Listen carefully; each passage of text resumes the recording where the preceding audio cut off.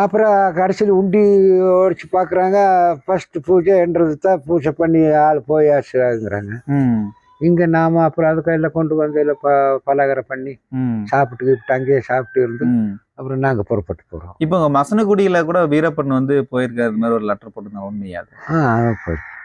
போயிருக்கேன் பொக்காப்புறம் கோயிலுக்கு, பொக்காப்புறம் மாரியம்மன் கோயிலுக்கு எல்லாம் போயிட்டு வருவாண்ணா. அதுல லெட்டர் எழுதி போட்டு நான் பூஜை பண்ண லெட்டர் எழுதி போடுவான். அவன் உண்மையா போயிட்டு வருவான். மாதேஸ்வரர் கோயிலுக்கும் போயிட்டு வருவான். அந்த அளவுக்கு அந்த சாமி தான் அவனுக்கு பாதுகாப்பு.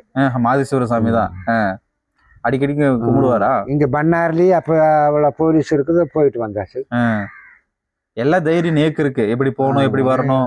எப்படின்னா ஒரு மனுஷனை எப்படி அந்த மனுஷன் வரவான்னு அவன் காத்துட்டு இருக்கிறான். அந்த மனுஷனே போயிட்டு வரக்குள்ள அப்புறம் எப்படி இருக்கும்? ஆனா அந்த அளவுக்கு தைரியம் தான். தைரியம் தான் எந்த ஏற்கனுக்கும் காட்ட மாட்டான்.